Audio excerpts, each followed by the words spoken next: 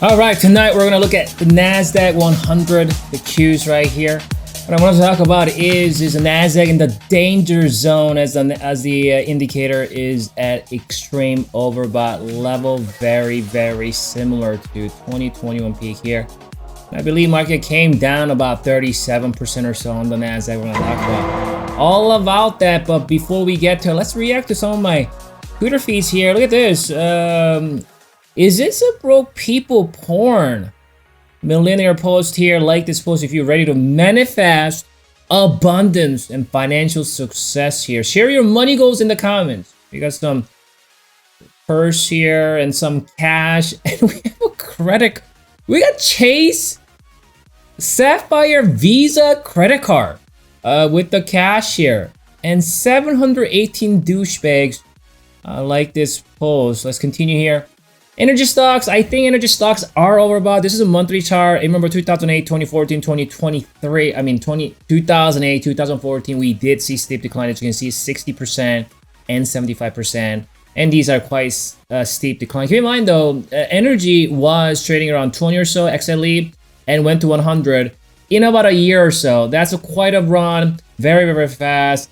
I think this is a vicinity, probably a lot of smart money is already unloaded and unloading in this vicinity, waiting for a pullback. I don't know. Personally, I don't know if we're going to see another 60% or 75%, but I wouldn't be surprised to see 25 to 30%. I think that might be viable, and we do want to see if that oscillator can reset and then kind of gets back up here. Let's go to the AMD. AMD's done Great Depression. This chart is actually very interesting because the aesthetically, the symmetry of all this, you know, AMD likes to make these huge moves, and then we get the secondary move, and then we see that 90% tankage, right? And that was, let's be fair, that was a dot-com bubble, right? We see another huge move during 2004, 5, 6, 7, 8. Financial crisis happened, came down. We see that little pop, and then 92%.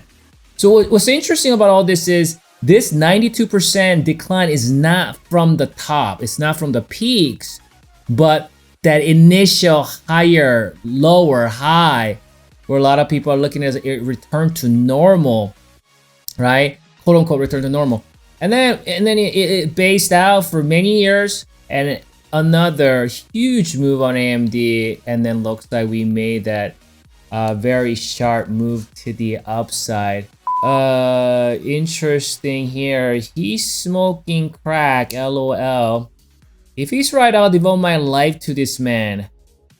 Interesting. Look at this.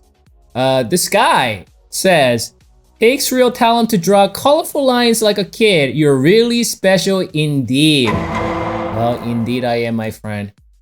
Here's another one. Are you depressed? I never see you act so negative. Negative. And I've shared this chart that VIX is, you know, you can see VIX was sort of sideways. We popped, we came down, made a new low. And then that led to a financial crisis. Similar pattern. Obviously, we made an out move, came down, we're making new lows. But that's not always gonna be the case. I know this is a bit dramatic depiction, but we've seen that here back in 2014 or so. And then the bull market continued throughout 2013 and 14 and 15. We did see, however, a correction 2015 and 2016, right? 2020, however, you can see 2019, that's a 2019 correction. We did see, you see that we made a new low here in 2019. We did see that correction. 2020, obviously, that was 2020.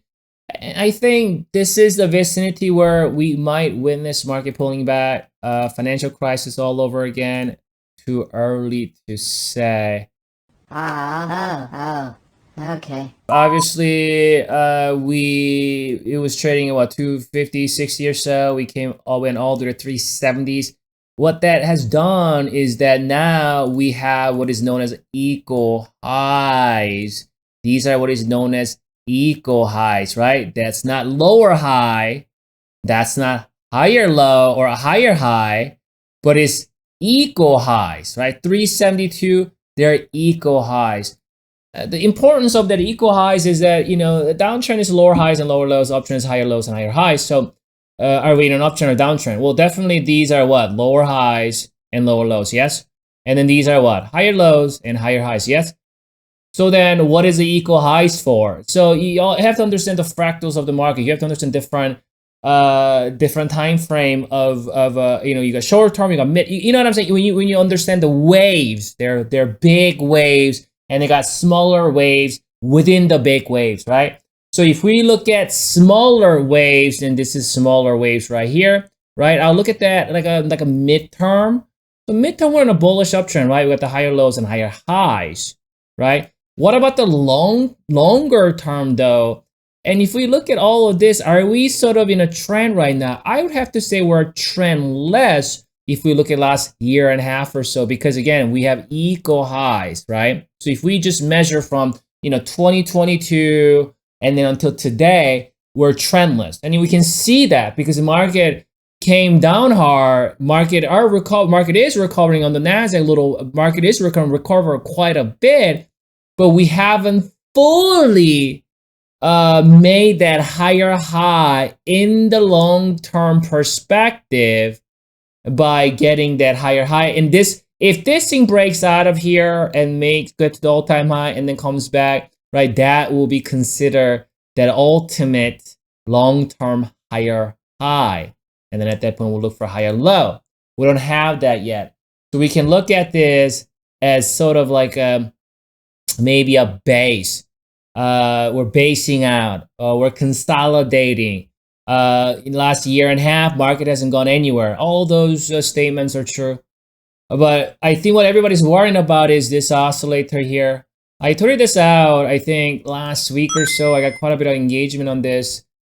So last time when we did see the oscillator hitting that level, what happened was we did witness the Nasdaq coming down from all the way to the top of its move 2021 peak, all-time high peak, to the October low.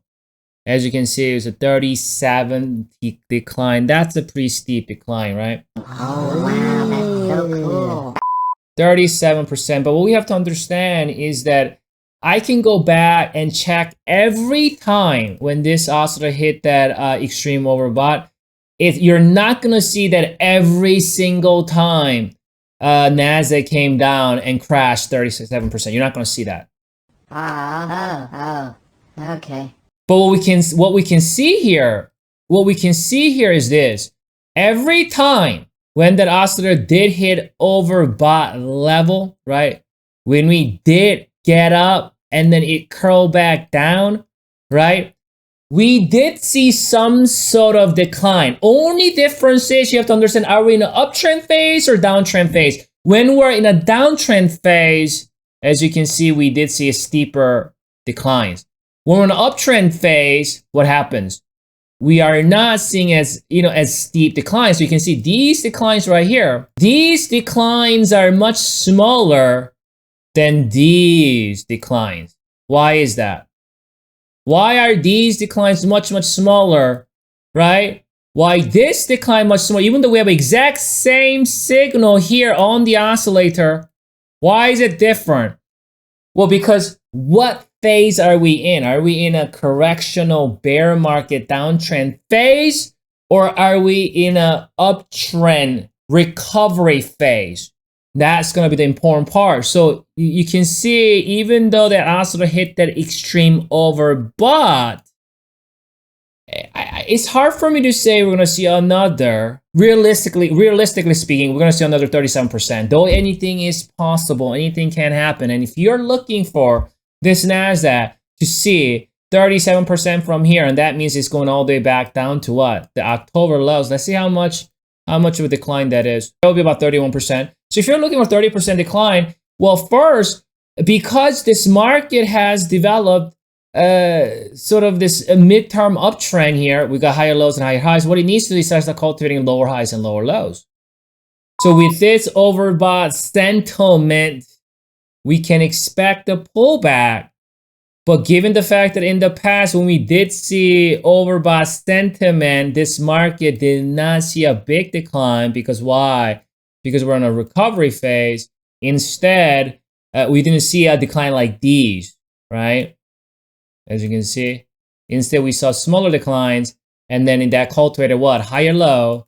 And the market cultivated uptrend. And that's what I am expecting to see. For now, we are overbought. For now, in the short term and the micro term, I'm expecting volatility. I'm expecting lower prices.